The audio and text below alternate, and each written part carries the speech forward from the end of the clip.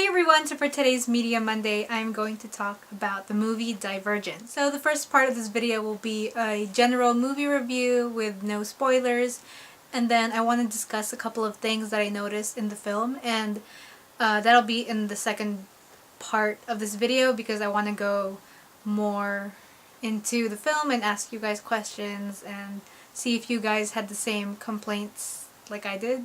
So if you don't know what Divergent is about, it is a trilogy written by Veronica Roth, and it is a dystopian world set in Chicago where everyone is basically separated into 5 factions, groups, and that's kind of like how their world and government and just like all of it works, and it seems like it works fine, but stuff goes down.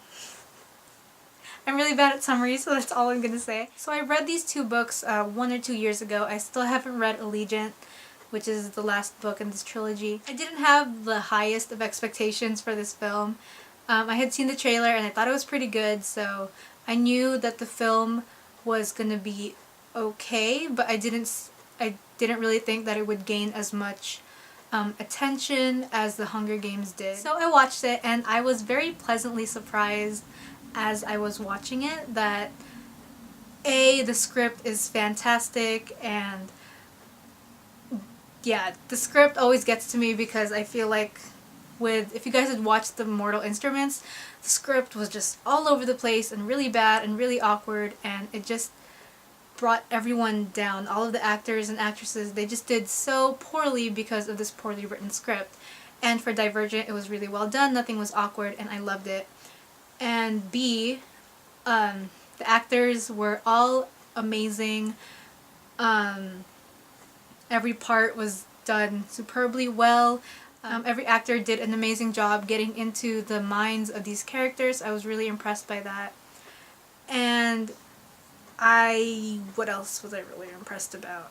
Oh, the scene. Oh my gosh, that opening shot over Chicago, that was so brilliant. I loved all the sets, the costume design, it was all great. I think because I didn't have like the highest of expectations for this movie, I was able to appreciate it a little bit more because I wasn't like thinking it was gonna be super super amazing, so I was just like, okay, this is pretty cool.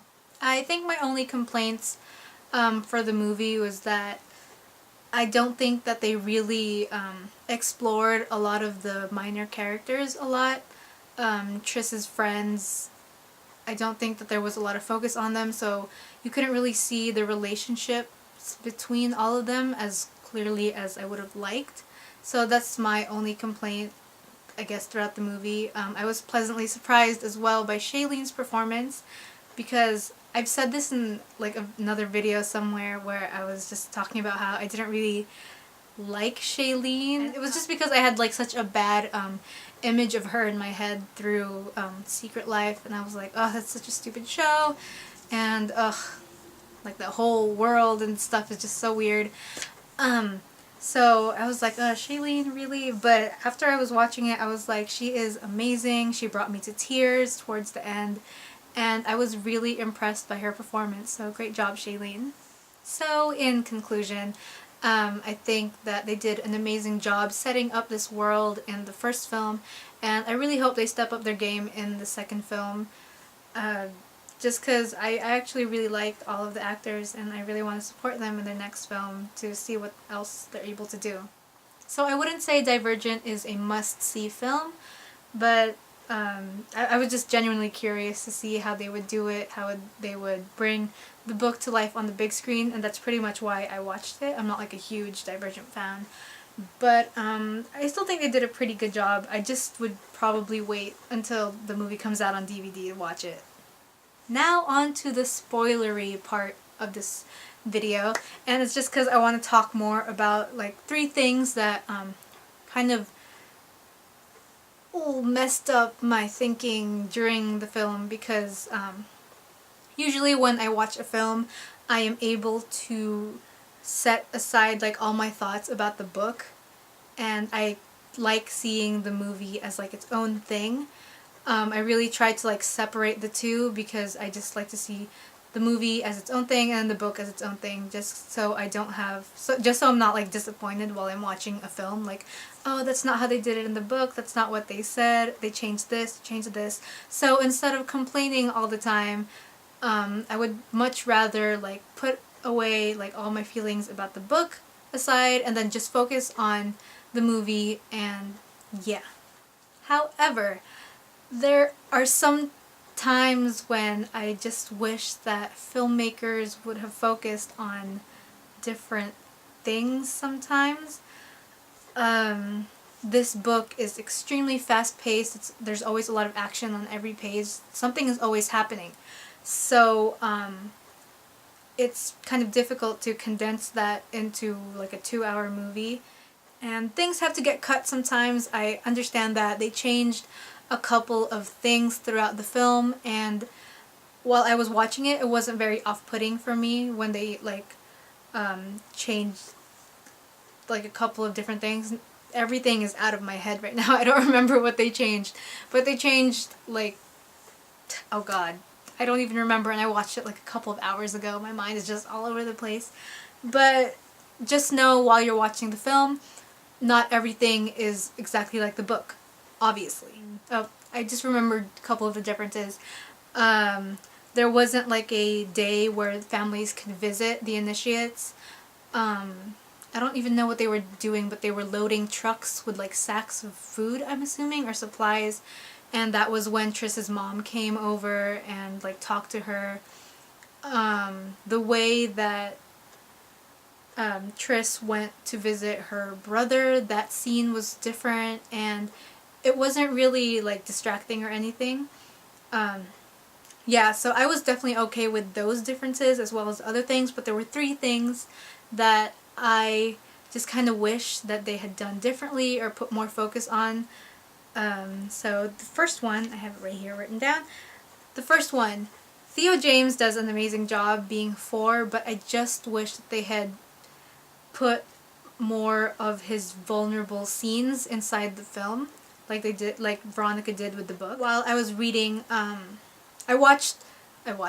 read Divergent like a couple of days before the film came out, just so like the book would be fresh in my mind, so I could do this. And what I've always liked about Forrest's character is he's very distant, and he has this menacing kind of like aura around him, but there's also this really vulnerable side to him. And I think Theo James did an amazing job with like the menacing leader kind of part of the film, but I just kind of wish that the filmmakers had decided to put a little bit more of his vulnerability in the film. So in the film, when 4 went to show Triss his 4 fears, in the film, it became more about showing Triss what to do when she is in the simulations, rather than when it was in the book, it was about showing Triss like more sides of himself and showing her that she could trust him. And I was really disappointed by what they did in the film, because it was just, they didn't really show that 4 was very vulnerable, and it just, I would have really liked to see a lot more of Theo James, like, getting into that, I keep saying vulnerable, but I don't know, I don't know if anyone else feels the same way, but I just didn't feel that they really got the essence of 4 in the way that I would have liked. Yeah, that scene kind of disappointed me, because that was, like, that's my favorite scene in the book, where we are really able to see who 4 is, you know, and I just think that they didn't really execute that as well in the book, in the film. The second thing, and I think I briefly went over this a little bit, but I really wish that they had focused more on the back characters, like Will, Al, Christina, as well as Peter. They really, I know that the film has to be like condensed, but I just didn't feel a strong connection as I did with the characters in the book. Sometimes filmmakers really focus on so many different aspects that I feel like they just gloss over the minor characters just because it's like, oh, they're minor, doesn't really matter.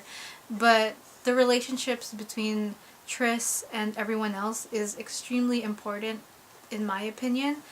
And I just didn't feel like I connected with them. I didn't really care about them. I didn't see Will and Christina's relationship. So when Will died, I was just, oh,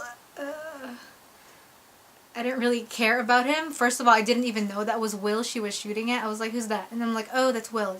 Right. I think the only reason why I cared about Will was because of Shailene's acting during that part. She was just very intense, and the way she was just like calling out his name, I was like, oh my gosh, this is a really intense part of the film, and that's what made me care about Will. And I don't want that.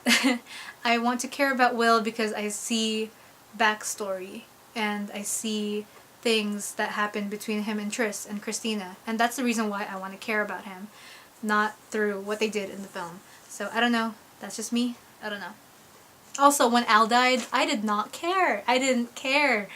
And I just want to care about these characters. I think the only person that I really cared about who died was Tris's mom, because they showed a lot of their relationship together.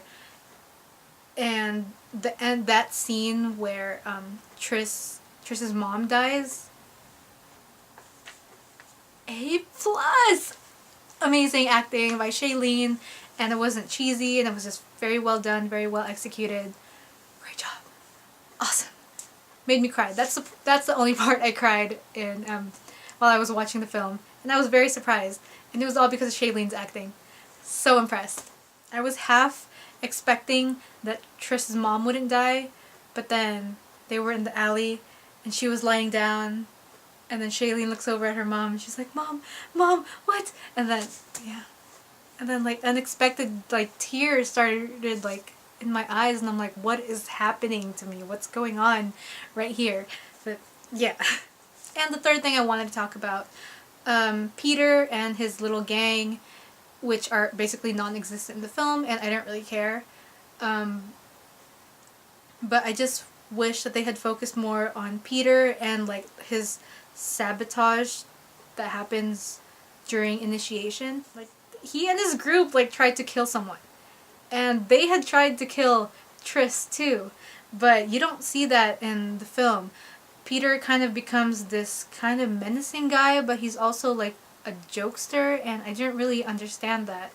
Like, I feel like you're not supposed to like Peter in the books, but I kind of liked him in the films, and I was so confused. I mean, he almost tried to kill a guy in the books. Why did they not put that or any other sabotaging stuff in the film?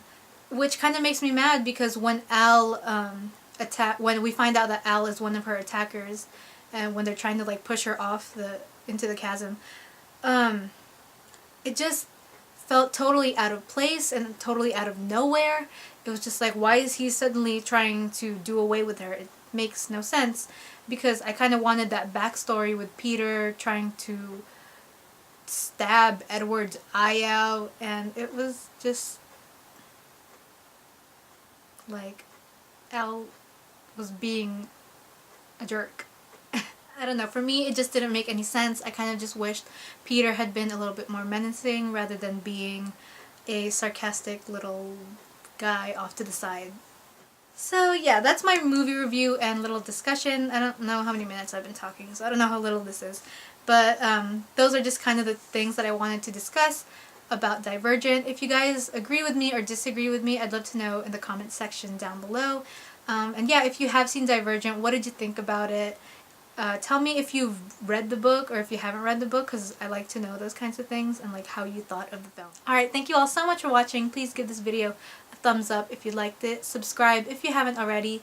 And I will see you guys another time. Goodbye!